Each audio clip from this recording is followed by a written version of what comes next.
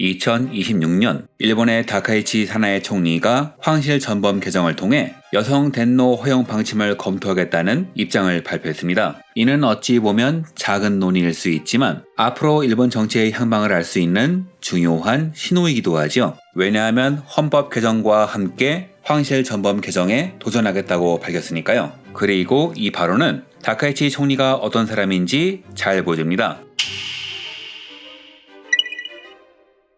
오랜 시간 일본은 정체된 섬나라 혹은 변화 없는 사회로 인식되어 왔습니다. 그러나 현재 다카이치 사나에 정권 하에 일본은 기술 민족주의와 공격적인 전략적 자율성 확보에 적극 나서고 있습니다. 물론 이런 시도는 이번이 처음이 아닙니다. 아베, 기시다 등 여러 사람이 시도했죠. 하지만 이 시도는 좀처럼 성공으로 이어지지 못했는데요. 다카이치는 좀 다릅니다. 지난 2025년 참여 선거에서 자민당이 39석으로 과반 확보에 실패하면서 이번에도 탁상 공론에 그칠 거라 생각되었지만 이번엔 양상이 좀 다른 듯합니다. 중의원 선거에서 자민당이 316석을 얻어 헌법 개정이 가능한 의석을 단독으로 확보하는 등 그 행보에 진전이 보이고 있으니까요. 물론 일본은 양원제를 운영하며 헌법을 개정하려면 두 원 모두에서 3분의 2 이상의 찬성이 필요하니 헌법 개정은 적어도 2028년까지는 무리이며 그나마 그때까지 지지율을 유지해야 한다는 어려운 조건이 있습니다. 그렇다면 그게 가능할까요? 일부 사람들이 다카이치 총리의 행보가 실패할 걸로 보는 이유는 그녀가 사실상 아베의 우클릭 행보를 계승했기 때문입니다. 일본을 만들었다 불리는 기시노부스케의 자산을 이어받은 아베조차 실패했는데 다카이치가 성공할 리가 없다고 보는 것이죠. 물론 다카이치의 헌법 개정이 성공할지 말지는 알 수 없지만 저는 적어도 아베보단 확률이 높다고 봅니다. 왜냐하면 아베는 장기 집권 기간 동안 헌법 개정의 동력을 이끌어내지 못했지만 그를 계승한 다카이치는 중요한 선거에서 승리해서 이게 가능하다는 것을 보여주었으니까요. 그렇다면 아베와 다카이치의 차이는 무엇일까요? 일본의 집권층은 자위대를 헌법에 명기하고 보통 국가로의 전환을 시도합니다. 이는 제2차 세계대전 이후 유지된 평화헌법 체제의 변화와 직결되는데 그들이 이를 바꾸고 싶어하는 이유는 이 평화헌법 체제가 승전국 미국이 주도한 결과이기 때문입니다. 그렇다면 일본은 왜 지금에서야 그걸 바꾸고 싶어 할까요? 2차 대전 후 메가더는 일본 본토 진입 시 강렬한 저항을 예상했으나 일본 국민들은 메가더를 환영하며 받아들였습니다. 왜 가미가제까지 시도하며 격렬하게 저항했던 일본 국민들은 돌연 미국을 환영한 것일까요? 일본은 패배 시 강자에게 철저히 복종하기 때문입니다. 하지만 이건 영원한 패배를 의미하는 것이 결코 아니죠. 어디까지나 서력을 갚을 힘을 기를 때까지만 복종한다는 의미이며 일본은 그 힘을 기르는데 오랜 시간을 들이는데 아주 익숙합니다. 다카이치 총리가 자위대를 헌법에 명기하며 보통 국가로 회귀하겠다는 의지를 밝히고 있는 것도 승자 미국이 만든 패자 일본의 제도를 바꾼다는 차원이죠. 그런데 사실 이는 다카이치만이 아니라 아베 전 총리의 수건 사업이기도 했습니다. 하지만 아베는 재임 중에 이를 해내지 못한 반면 다카이치는 한 걸음 한 걸음 나아가고 있죠. 실제로 GDP 대비 방위비 2% 인상을 2026년 3월로 앞당기겠다고 발표한 상황인데 이미 방위비인 2025년도 회계연도에는 1.8% 수준으로 인상한 상황이었습니다.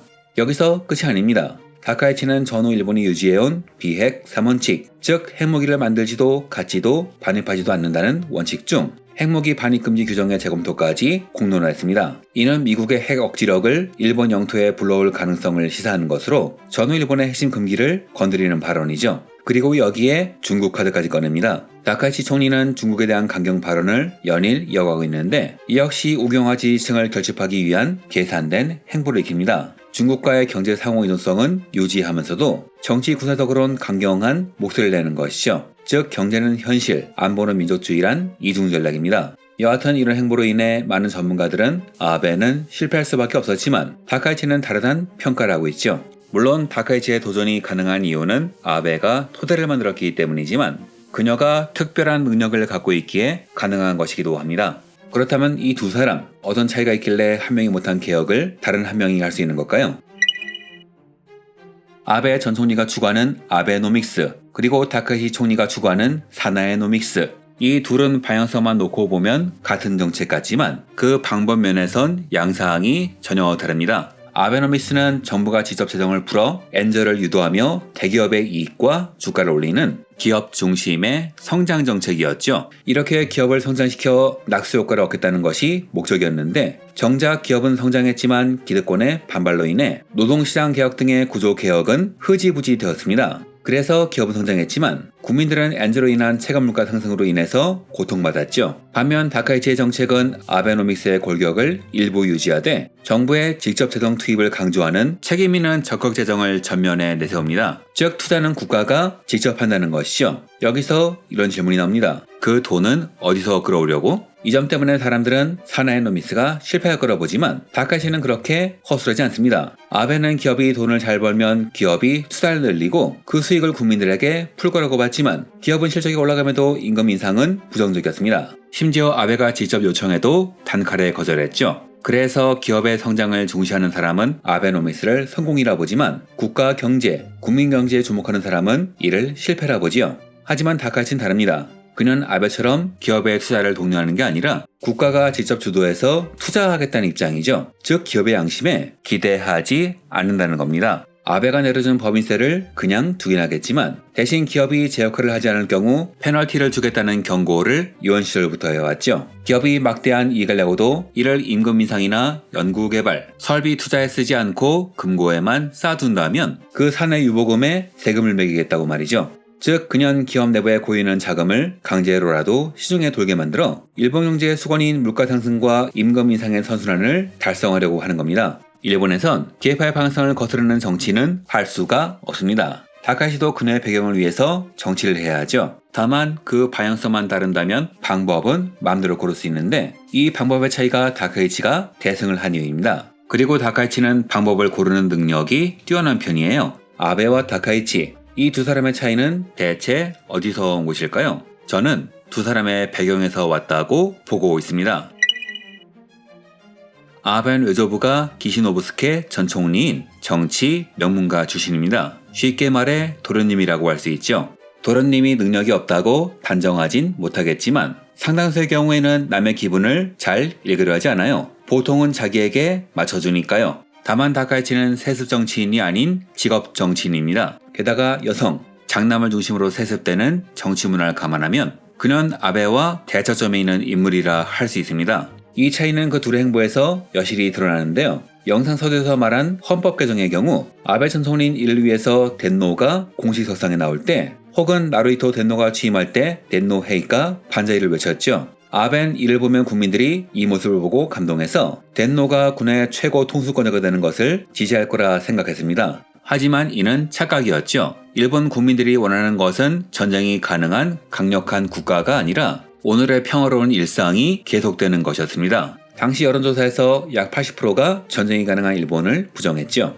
이는 아베가 이끄는 방식이 대중의 인식과 벗어나 있음을 말합니다. 하지만 다카이치는 다르죠. 이 사람은 정치 명문가의 장남이 대를 잇는 공식이 강한 일본에서 세습 없이 스스로의 힘으로 총리가 된 사람입니다. 이는 시류를 이겨내는 힘, 그리고 메타인지가 강하다는 것을 말하죠. 그래서 자신이 최고라고 여기는 것이 아니라 다른 사람이 원하는 것을 계속 읽으려고 합니다. 그래서 다카이치는 여성이 덴노가 될 수 있게 황실 전범을 개정하겠다고 말한 겁니다. 여기엔 많은 함의가 포함되어 있는데요. 우선 황실 전범이란 일본 황실의 계승 순서와 자격 등을 규정한 법률입니다. 현행법은 남계 남성만 덴노가 될 수 있도록 규정하고 있어 나루히토 덴노의 외동딸 아이코 공주는 계승권이 없습니다. 그래서 현재 황위계순 1순위는 나루히토의 남동생 후미토 친왕, 2순위는 그의 아들 히사히토 친왕이죠. 문제는 국민들은 모범적인 나루히토 덴노와 아이코 공주에겐 호감을 보이지만 사고만 치는 후미토와 그의 일가에 대해선 좋은 이미지가 거의 없어요.